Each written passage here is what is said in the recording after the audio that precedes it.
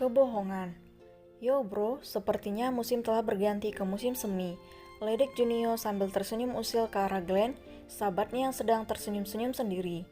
Glenn menyeringai, aku selangkah lebih maju dibandingkan dirimu kawan. Oh Sid, apa kau baru saja mengejekku? Tanya Junio terkekeh. Cak, gadismu cukup manis, apa kau berniat menjadikannya? Dia akan menjadi wanita yang menghangatkan malam-malamku, bukan menjadi wanita menekin seperti yang biasa kita ciptakan. Salah Glenn cepat. Why? Junio berjalan menuju ruang penyimpangan wine di dalam ruangan pribadinya. Sambil tersenyum, dia menuangkan minuman pekat tersebut ke dalam gelas kemudian menyerahkannya pada Glenn. Katakan alasan kenapa kau tidak mau menjadikannya sebuah manekin. Ada banyak alasan sebenarnya, jawab Glenn sambil menerima minuman yang disodorkan padanya. Pertama, karena aku benar menyukainya. Kedua, karena aku tidak mau mati di tangan Grijelli maupun ibunya. Dan ketiga, dia adalah anak buahnya Gaprelli. Itu artinya aku akan tetap berurusan dengan poin kedua jika sampai mencelakainya. Belum lagi Lucy adalah pelayan pribadi istrinya Gaprelli. Bukankah akan sangat konyol jika aku merubahnya menjadi manekin? Sebenarnya bisa saja aku memanipulasi keadaan. Tapi setelah itu aku yakin sekali kau akan segera kehilangan sahabatmu ini. Kau tahulah seberapa hebatnya keluarga Ma itu. Belum lagi si Drax. Aku ragu bisa lari dari kejaran mereka sekalipun aku bersembunyi di neraka ketujuh. Hah, kata-katamu kenapa terdengar sedikit aneh ya Glenn? Ejek Junio. Atau jangan-jangan kau sebenarnya takut jika sampai berurusan dengan mereka? Lalu apa kau berani menghadapi mereka? Tanya Glenn kemudian menyesap minumnya. Tidaklah, memangnya aku sudah gila apa? Jawab Junio. Setelah itu mereka berdua saling menertawakan diri. Benarlah, baik Glenn maupun Junio, mereka sama-sama segan dengan keluarganya Grijelli.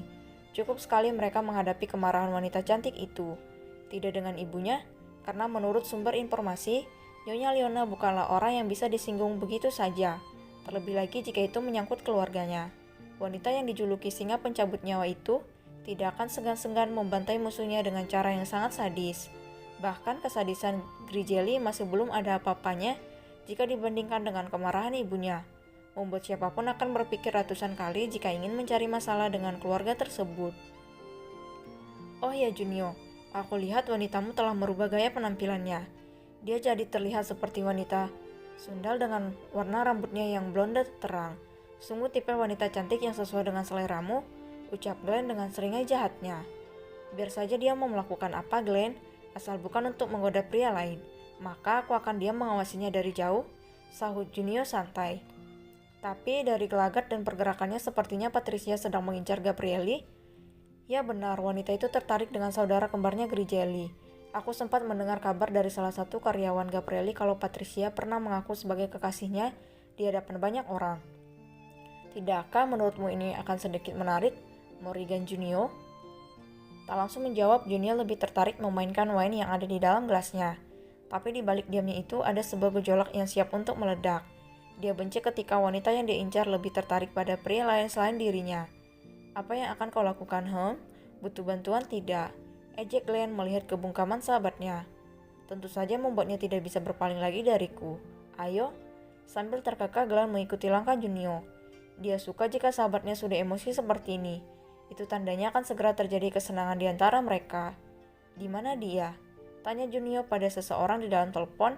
Dengan marah dia membuka pintu mobil, kemudian masuk ke dalam. Di klub XX Box, dia sendirian saja menikmati minumnya. Awasi terus, sebentar lagi aku akan sampai di sana. Baik, Box. Setelah tahu di mana keberadaan Patricia, Junio segera melajukan mobilnya dengan kecepatan tinggi. Rahangnya terus mengetat, dia sangat kesal karena ternyata Patricia menyukai Gabrielli, bukan malah menyukainya. Tak lama kemudian, Glenn dan Junio sampai di halaman parkir klub XX. Glenn tertawa melihat sahabatnya yang begitu tergesa-gesa saat memasuki klub tersebut.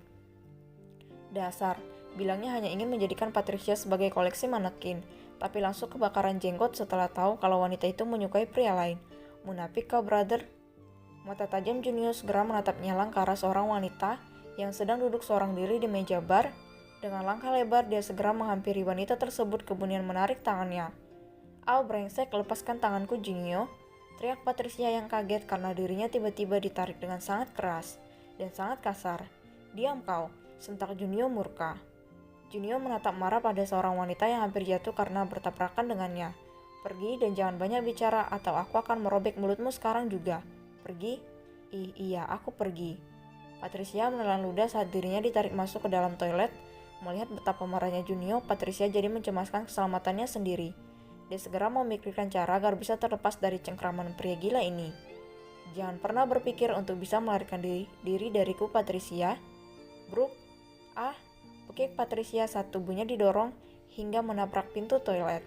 Patricia menelan ludah, dia menggigil takut melihat Junio sedang mengunci pintu kamar mandi sambil memenggagi kepalanya yang berdenyut.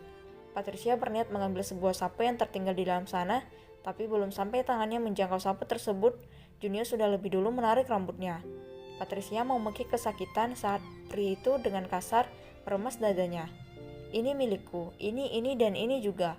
Semua yang ada di tubuhmu adalah milikku, Patricia. Harus berapa kali aku bilang kalau kau hanya boleh jadi milikku saja. Hanya milikku, Patricia, bukan milik orang lain. Amu Junio sembari menunjuk semua titik sensitif di tubuh Patricia. Kau gila, Junio? Aku bukan milikmu atau milik siapapun. Aku adalah milikku sendiri.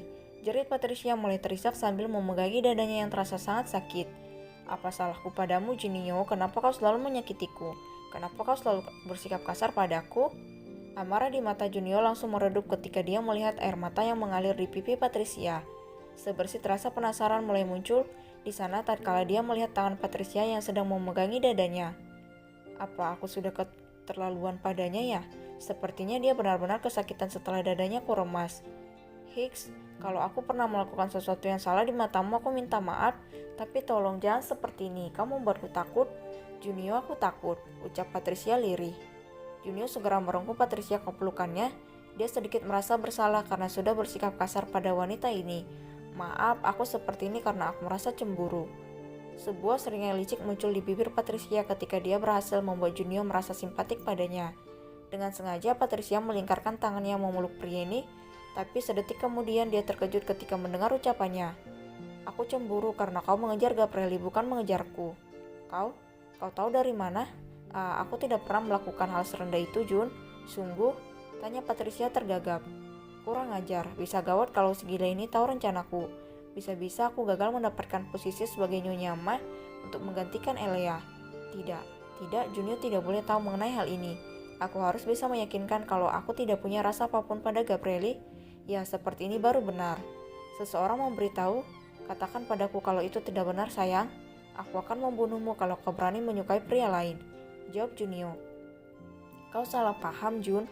Aku tidak pernah menyukai Gabrieli. Dia itu hanya rekan bisnisku saja, tidak lebih. Gila Patricia. Benarkah? Patricia langsung mengangguk. Baguslah, ucap Junio dengan sorot mata yang terlihat sangat mengerikan. Bukan Junio namanya kalau dia bisa dibohongi dengan mudah oleh wanita yang sedang dipeluknya. Jika dia sebodoh yang dibayangkan oleh Patricia, dia tidak akan mampu menyembunyikan puluhan model ternama yang sudah dia sulap menjadi manekin di rumahnya. Ingin bermain-main dengan seorang Morrigan, Junio? Jangan harap. Tapi kali ini dia akan mengikuti arus yang akan dimainkan oleh Patricia. Junio ingin melihat selicik apa wanita yang akan dia jadikan manekin selanjutnya. Bermainlah sepuasmu, sayang. Sampai tiba waktunya kamu menjadi pajangan di rumahku, maka aku akan membiarkanmu menikmati kebahagiaan ini.